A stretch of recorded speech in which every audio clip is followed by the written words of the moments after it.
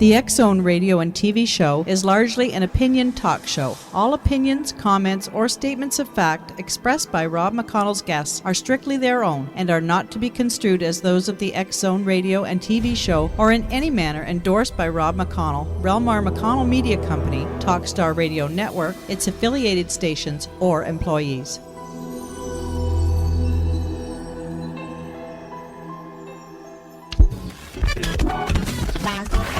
All Hit Radio.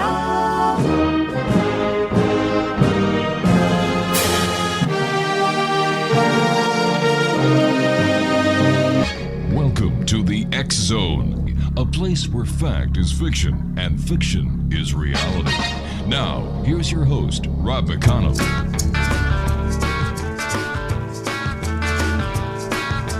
Ring, my friend, I said you called Dr. Robert. Day or night, he'll be there anytime at all. Dr. Robert, Dr. Robert, you're a new and better man. He helps you to understand. He does everything he can. Dr. Robert, if you're down, he'll pick you up. Dr. Robert, take a drink from his special cup. Dr. Robert, Dr. Robert, he's a man you must believe, helping anyone in need. No one can succeed like Dr. Robert. Well, well, well, you're feeling fine. Well, well, well, he'll make you Dr. Robert. Welcome back to the X-Zone, everyone. My name is Rob McConnell. We're coming to you from our studios in Hamilton, Ontario, Canada on the Talkstar Radio Network, X-Zone Broadcast Network, and our growing family of broadcast affiliates across Canada, the United States, Central America, the Caribbean, South America, the Pacific Rim, Asia, India, Africa, and Europe. If you'd like to give us a call, our toll-free worldwide number is 1-800-610-7035. My email address is xzone@xzoneradiotv.com. On MSN Messenger, xzoneradiotv@hotmail.com. And our website, www.xzoneradiotv.com. X-Zone Nation, my guest this hour is Dr. David L. Roberts. And we're going to be talking about how ordinary American kids are being treated like terrorists. Now, when the U.S. Patriot Act was signed into law a few years ago, the initial point of the bill was to enhance the power and authority of law enforcement and protect them with a veil of secrecy. But our guest this hour, Dr. David Roberts, says abuse of this power and authority has law enforcement officers treating some kids like suspected domestic terrorists. Dr. Roberts is going to explain to us, X-Zone Nation, how troubled kids, especially those at the poverty level, are treated by power-hungry officials who can interrogate or search them for no reason, and why this issue is actually fueling youth violence. Joining me now is Dr. Robert. And Dr. David Robert, welcome to the X-Zone. Thank you, sir. It's good to be here. Tell me, that's one heck of a statement, how ordinary American kids are being treated like terrorists because of the U.S. Patriot Act.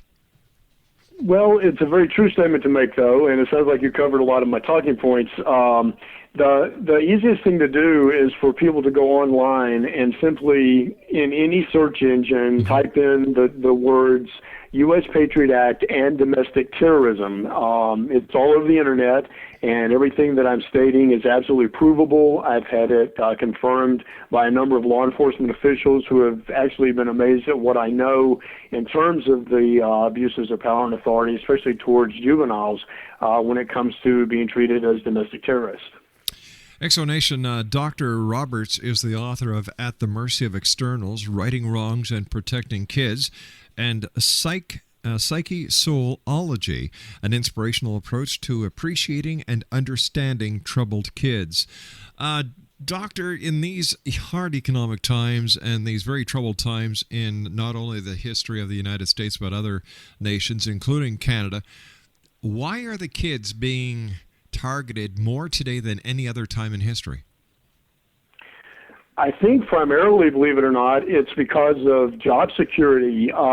That to me is the single most alarming factor that I've come across with all of this. I'm a resident of Mobile, Alabama, and that's as deep in the South as you can get. I lived in California for 15 and a half years and trained in East LA and Upper South Central Los Angeles, working on the gang prevention task force, and also working in the desert in Riverside County for 9 years, still in California, working with juvenile offenders and gang populations out there.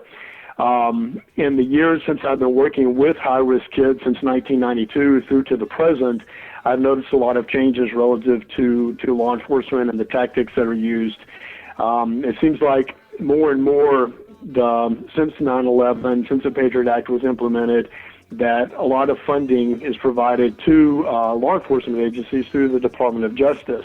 Doctor, please stand by. You and I have to take our commercial break. We'll be back in 2 minutes. Exonation, okay. Dr. David L. Roberts, PhD, is our special guest. Here's a couple of websites, www.prokidsinc.org and www.davidlrobertsphd.org. We'll be back on the other side of this 2-minute break. Don't go away. Helping anyone in need.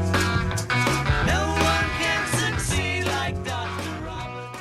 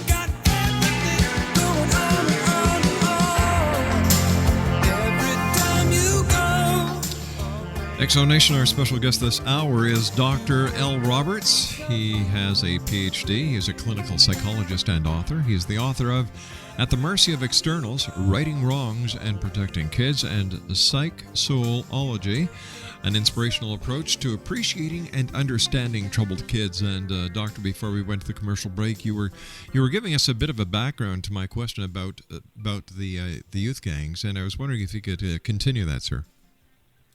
Sure. I'll try to figure out where I left off. The point I was making, I believe, was that in the United States, with the U.S. Department of Justice, there's a lot of funding available for various programs.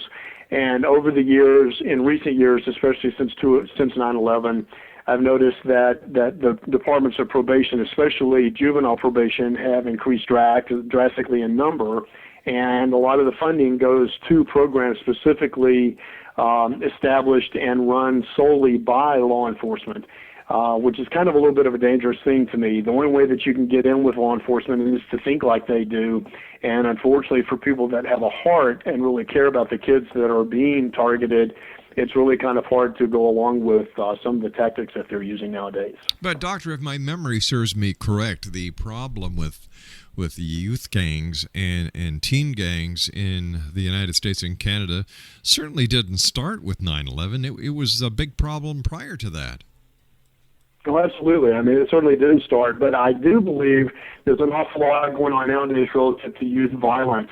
And I believe that some of the intensification of the youth gangs has been promoted and prompted by law enforcement. Anytime you have a group of kids, especially kids, that are acting out, then when you add an element of competition to that, whereby law enforcement taunts them into eventually getting into trouble, then that just fuels the fire. And over the recent years, there's a tremendous increase in youth violence. And it suggests to me that because law enforcement are going after these kids with all they have and not doing what they're supposed to be doing to try to help them, then the kids are getting more and more out of control. Kids have to be held accountable, but at the same time, they need to be helped and to learn and to want to change by being approached in a humane sort of manner. Is it possible that we're expecting too much out of law enforcement officers? We're expecting them to be social workers as well as police officers? No, actually, that's my point that I try to raise, too. They can't be everything to all kids any more than I can. I'm a psychologist, and I don't work as a teacher as relative to education. I don't work as law enforcement. And each one of us in different roles, such as psychology or sociology or whatever, we all have a different part to play. Law enforcement's only job is to enforce the law. It's also important to recognize that there needs to be a huge collaborative effort for a number of agencies to be working together to meet the needs of these children at the same time that we hold them accountable, but give them a chance to learn from their mistakes. And by encouraging them and treating them respectfully, you can actually get the kids to a point where they're willing to consider change, if not actually make changes in their lives. Why do kids form gangs anyway? What's the psychology behind it? Is it because they're a group of kids with the same motives, the same beliefs, the same need for compassion or not compassion, but a place to belong? Is this the psychology behind the gang mentality? That's very much the psychology behind it. When you add a number of complicating factors to that mix, that's one of the things that I cover in both of my books. The first book, At the Mercy of Externals, is about the theories that I've developed over the last several years, and psyche soulology is the application of those theories. But kids are drawn to things like this, especially when they live in low-income areas where there's a lot of violence, there's a lot of criminal activity going on. Not that happens in all low-income areas, certainly, but it's more likely to occur within those areas. And kids are drawn to that, especially if they feel pressured. If they're not a member of something within a high-crime area, then there's a lot of pressure on them to join a gang simply for protection, if nothing else. They do look up to gangs, especially the older gang members, as sort of father figures in instances where the kids don't have fathers active in their lives. And the gangs know that. That's part of their recruiting tactics that they use to lure younger children in. Most younger children, especially like 10, 11, 12 years old, they look up to someone older than them that will spend some time with them. So it's an easy way to draw them in. What rate of increase in gang activity would you say, Doctor, based on your experience, that there has been over the last 10 years? I'm not sure that I can give you a number, but I do know, having moved from California back to Mobile, Alabama, where I grew up here during the Civil Rights Movement, and then left California for California ultimately to become a psychologist. But I noticed that even here in Mobile, we had Hurricane Katrina about 5 years ago. Yeah. And since Katrina, a lot of the nationally organized gangs or nationally based gangs, such as Blood, Crip, and Folk, have moved into the Mobile area. And prior to Katrina and to the influx of people from the Louisiana area, the gangs were mostly just what we refer to as hoods, neighborhoods that kids organized around. But now those hoods, those neighborhoods have become organized gangs and becoming more nationalized, which increases the opportunity to commit crimes and to have more national support through a network that's basically becoming more and more widespread throughout the United States and other parts of, even probably like you indicated, in Canada as well. Do you foresee more violence in schools? And I'm talking not only about the violence that we saw at Columbine, but bullying in schools. Yeah, that's getting a lot worse. If you look at the news, you see a lot of use of different electronic devices, technologically based kinds of devices, that it's very easy for kids nowadays to video whatever's going on, or to take pictures literally of whatever's going on and post that on the internet and different websites. And all that does is sort of glorify the violence that's occurring. And it encourages kids more and more to act out like that. There's also the idea of not being a snitch that is promoted through a lot of the rap music. And rap music is listened to not only by the African American community, but also by Hispanics and white children as well. Yeah. Doesn't matter, it's not related specifically to any different specific culture other than the gang culture. X-Zone Nation, our very special guest this hour is Dr. David L. Roberts. He has a PhD. He's a clinical psychologist and author. His websites, and there's 2 websites that are very interesting, filled with information that you'll find very valuable. www.prokidsinc.org. That's prokidsinc.org. And David L. Roberts, PhD.org. That's David L. Roberts, PhD.org. I was having a discussion last week with a good friend of mine who is a member of law enforcement, and we were talking about kids using cell phones in the schools, texting and all this, and I don't understand why cell phones and texting are just not banned within the schools. You're looking for problems to happen as far as I'm concerned. Well, that's true, and what's kind of ironic about that is that kids know how to get around the rules. In the Mobile County school system, the cell phones and other kinds of devices are banned, but kids get caught with them all the time. Kids nowadays, what I'm concerned about is that younger generations, and I'm talking about young adults raising children now, there seems to be a level of what I consider moral bankruptcy, where kids and young adults, and a lot of times, like older adults too, in positions of power and authority, have a tendency to focus more on not getting caught than focusing on simply doing what's right. And with the phones and even the game devices that kids can sit in a classroom and actually communicate and text each other on game devices, people my age, I'm 56, or almost 56, and I'm way behind in terms of keeping up with technology, but so are a lot of school officials. So kids are sneaky enough nowadays that they know how to get around the rules, and these devices don't necessarily make noise. You don't have to have a cell phone ring. You can have it on vibrate. There are a lot of different ways that they can do this, and they can be texting each other underneath the desk without the teacher generally knowing, and pretending at the same time to be sitting there taking notes or listening to whatever's being presented in class. So kids are sneaky, and that's part of the problem. All right, so how do we turn things around, Doctor? Because God bless the kids, they don't have a choice on where they're going to be born. They don't have a choice about what social status they're going to be born into. But where can we, society, best put our resources to help turn things around? One of the approaches that I've learned over the years that has proven to be extremely effective is the simple act of treating children with respect. And that's my focus. Almost exclusively, my focus is on low-income children. I'm a Medicaid provider primarily. I have other forms of insurance that we accept as forced payment. But my main focus has been on low-income kids since 1992.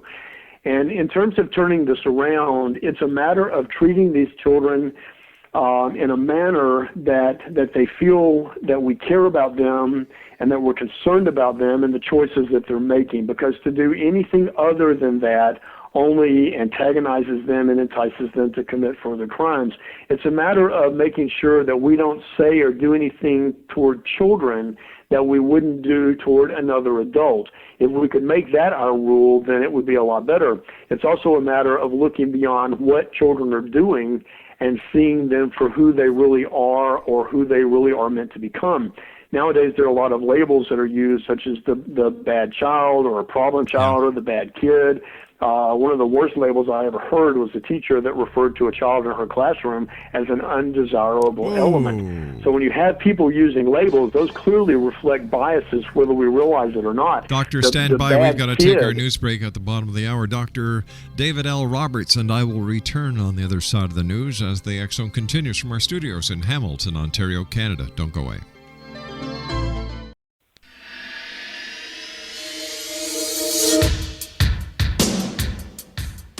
My name is Michael Telstar, Canada's leading mentalist from Toronto, Ontario. My name is Splenda, and you're listening to my dad, Rob McConnell, on the X-Zone.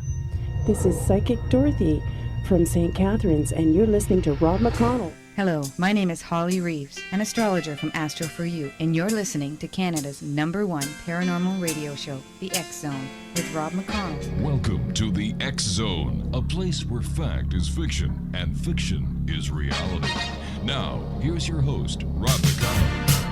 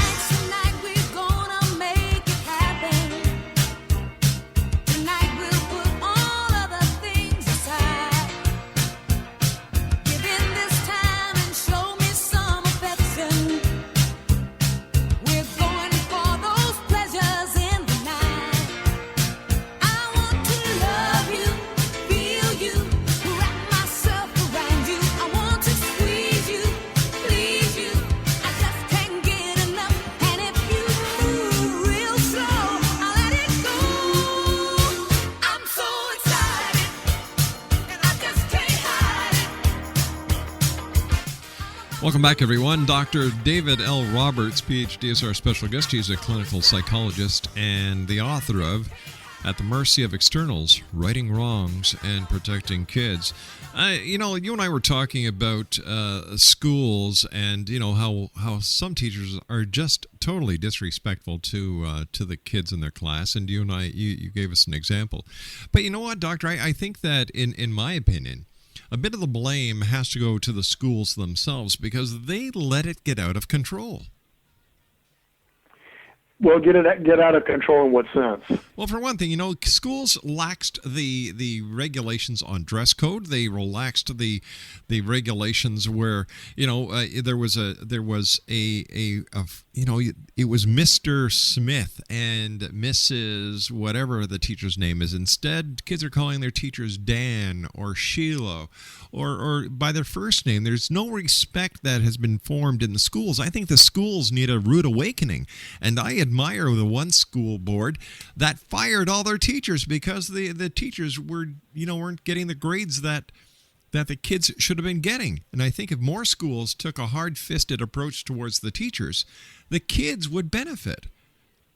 I agree with you, and I think the schooling that you're referring to happened just recently in Rhode Island. Yes. The kind of environment that you're talking about in the schools being relaxed, we don't have that kind of environment here in the Mobile area, nor did we have that in the schools that I was affiliated with in California because they all had dress codes in terms of uniforms and those kinds of things. And that's one of the things that people have done in recent years to try to get rid of some of the gang violence. But what the kids are always one step ahead of everybody because even if you tell them that they have to wear, khaki pants or a khaki skirt and they have to wear like a red, white, or blue kind of, shirt or blouse on top of that, they find other ways through jewelry. They can actually figure out how to roll up the pants leg or their sleeve or a belt that they can wear that will actually help represent or indicate what gang they represent, even in the schools. So kids are just way ahead of us in terms of even beginning to think about how to address some of these things. But the more structure that's added to the schools, that doesn't seem to be the answer. And what I was beginning to talk about in the last segment was the idea of adult roles and responsibilities. And all of these concepts are addressed in both of my books, At the Mercy of Externals and Psychology. I focus a lot on professions, not just parents, but people in any kind of professional role, not just teachers even, but law enforcement, say juvenile probation officers or social workers that are working through DHR systems or whatever system is handling children that are in foster care or issues of abuse and neglect. Everyone needs to be trained relative to the populations that we're serving. The thing that I did when I went into East LA and Upper South Central, I grew up in Mobile, Alabama as a white male. I knew nothing about what the lives of people were like in East LA or Upper South Central Los Angeles. I had the knowledge, the books central to psychology that I had studied, but I had never known people living in war zones. And that's what these low-income areas can be, especially in larger cities. So by going into these areas, I made it real clear to the people that I was meeting with that I know nothing about your lives. So please teach me, tell me what your lives are like so that I can know you and I can know what you deal with before I can ever even begin to try to help you. And if people don't have that kind of humility and that kind of willingness, because a lot of people go in with this do-gooder kind of attitude that we know what you need and we're here to fix everything. That's just a farce. There's no way that anyone can do that without offending people and turning them off. What are some of the major problems that you discovered doing this, using your approach?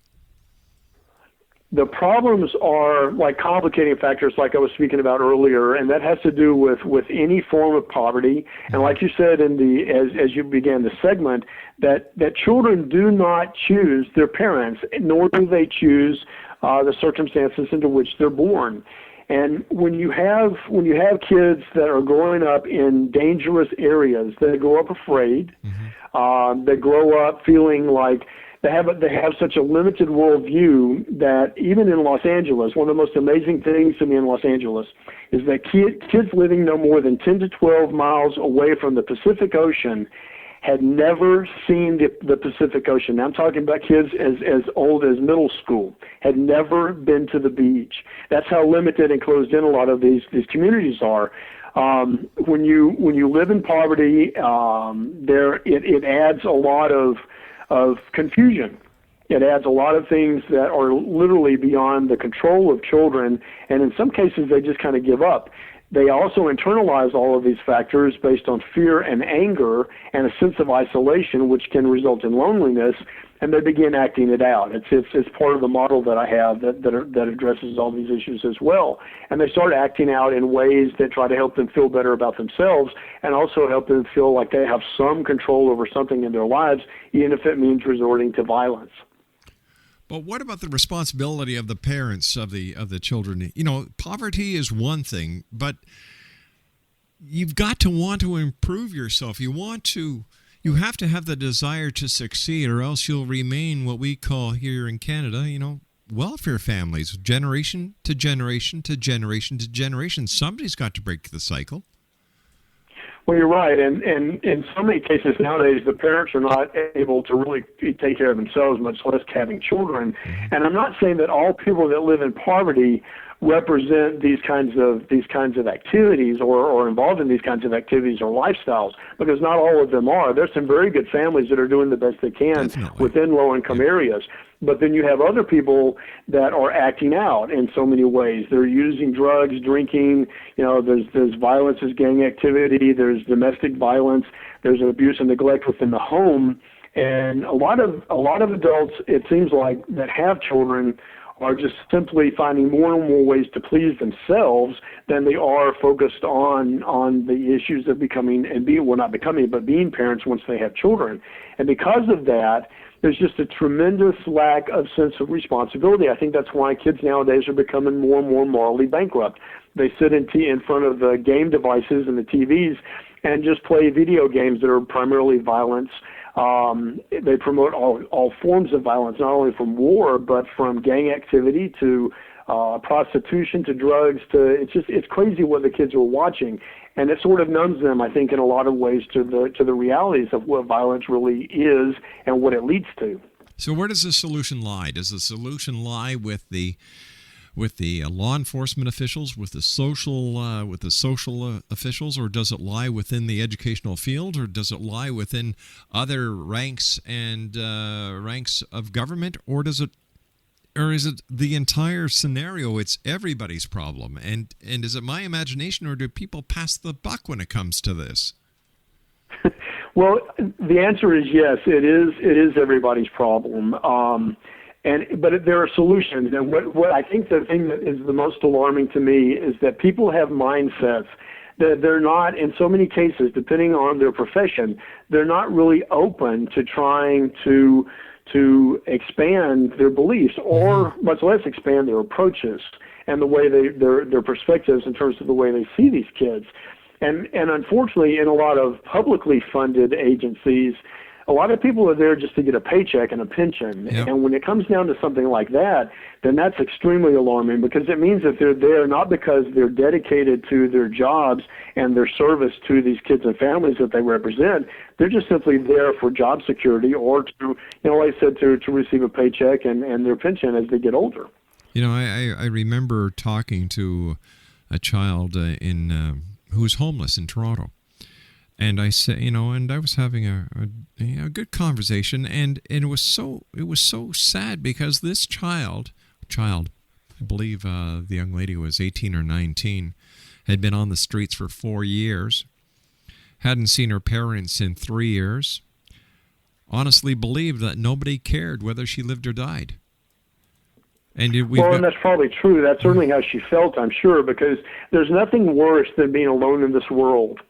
And that's one of the most heartbreaking things that I have to deal with, because a lot of children that we do work with, even through my practice here in Mobile, they are in foster care, or their absent parents are forcing the children to be raised by grandparents, and in some cases great-grandparents, which is alarming to me too, because we usually as parents, we're more effective when we're younger. As I get older, I have 5 grandchildren, and I don't have the patience with my grandchildren that I had with their mother, my daughter. I only have one daughter, but 5 grandchildren. So I can tell, I look at the 5 grandchildren and think, how on earth could I possibly take over as parent if something happened to my daughter and my son-in-law? So it scares me, and I see a lot of senior citizens, literally, that are trying to be everything to these kids, and there aren't many sources of support for those kinds of things. They're doing the best that they can, but they tend to be so outdated in terms of the way they see things, and compared to the way children see things nowadays, that there's a lot of conflict. There's a lot of just absolute, tension between the two, actually not even connected generations, but extended generations, that makes it hard for people to parent if you're older and raising grandchildren. I think one of the saddest statistics that I've heard is that there are more and more younger girls having babies in order to be loved. They'll even take the love of a child that they bear. And these are babies having babies. You're absolutely right, and that's one of the things I try to focus on as well, the sexual activity.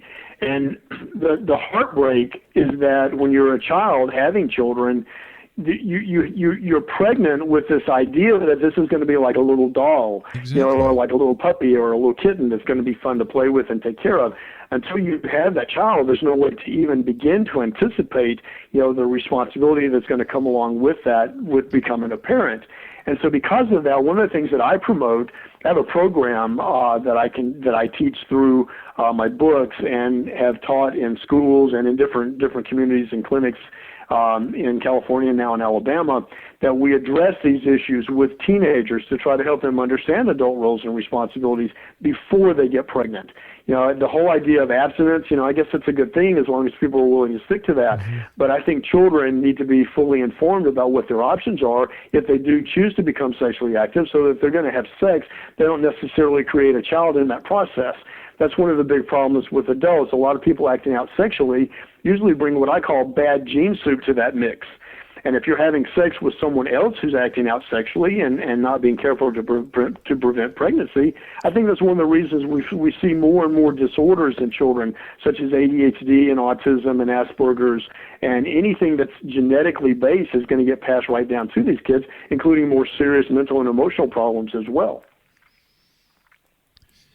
If the powers to be said, all right, Dr. Roberts, starting tomorrow, you are responsible for turning this entire system around. You have the funding, you have the means, you have the authority. How would you handle that challenge?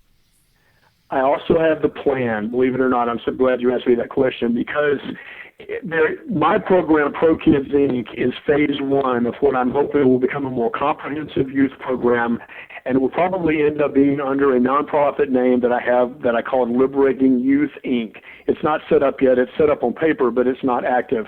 Everything that we do, from counseling, advocacy, redirection, and support services through my private practice under Pro Kids, will become part of Liberating Youth. But Liberating Youth will include an adult educational program for kids that have dropped out of school. Mm-hmm. We will work collaboratively with everyone we can in the communities. We will set up on-the-job training as part of their experience of being part of this program. We'll help them get an education with at least a GED or a diploma. They will leave this program in 6 to 8 to 12 months, whatever it takes, in order to, but they'll leave with job skills, things that they've actually learned to do. The jobs that we would have them working with will hopefully be based primarily in technology, within generating funding for the center.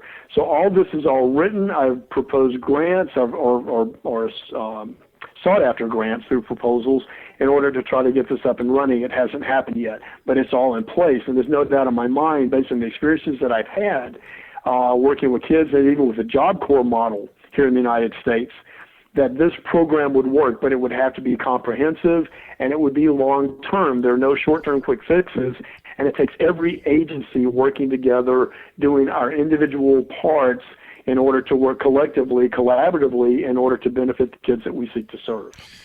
You and I have to take our final break, Doctor, but the way I see it is if we could pour billions of dollars into the auto industry, if we can pour billions of dollars into the insurance industry, if we can pour billions of dollars into the banking industry, because to me that's all a bank is another industry, why not take that money and better invest it into the future of the country by investing it into the kids of today? One of the problems is that there's no reason to, no incentive to do that, because once you fix the problems with the kids, then a lot of people who work with these children would be unemployed, and I'm not making that up. That's one of the most heartbreaking things that I deal with on a regular basis, because they literally laugh behind the scenes about these kids representing job security for them. So there's not much incentive. They even set up programs. Stand by, Doctor. We've got to take our break. Dr. Roberts and I will be back on the other side of this 2-minute this break. Don't go away.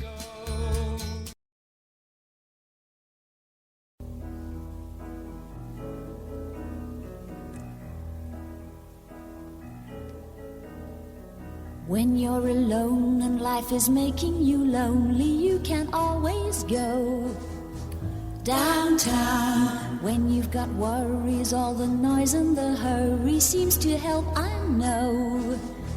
Downtown, just listen to the music of the traffic in the city. Linger on the sidewalk where the neon signs are pretty. How can you lose? The lights are much brighter. You know, I'm so glad that you came on the show tonight, Dr. Roberts, because I believe that it takes people like you, sir, who have the training, you have the desire, you have the heart, and you have the interest of the child, and a plan to make things change. And you know what? We were talking briefly during the commercial break. And, you know, if there are people out there who want to keep the things the way they are because they have a job and they have job security, they don't give a damn about the kids. They shouldn't have that job in the first place. And if you are successful, which I have no doubt you will be successful, Doctor, and you make the changes and you help the children and these people are put out of jobs, well, retrain them for God's sake. Like, this is not rocket science. No, you're right. You're absolutely right. And the successes that I saw, especially in California, see, I'm not even allowed to work with the juvenile justice system here in Mobile, Alabama, because they know that I know what's going on. And because I'm not one of them, literally, even within the educational system, they're afraid of what I know. They're afraid to let me in behind their doors. All it would be is a matter of them cleaning up their own acts so that we could all work together with me as a psychologist, doing my job, the social workers doing their jobs, law enforcement and educators doing their jobs, but all working collaboratively for all of this. I saw that work in California just with what I was doing with counseling. I've been hired by Riverside County Department of Defense. What am I trying to say? Defense attorneys. Their defense system out there, that they've hired me as an expert and as a consultant on 2 capital murder cases, one of which is a former client of mine. And what we're going to do during these 2 trials that are coming up sometime in the summer is that we're going to try to present these children. There were kids at the time they committed their crimes.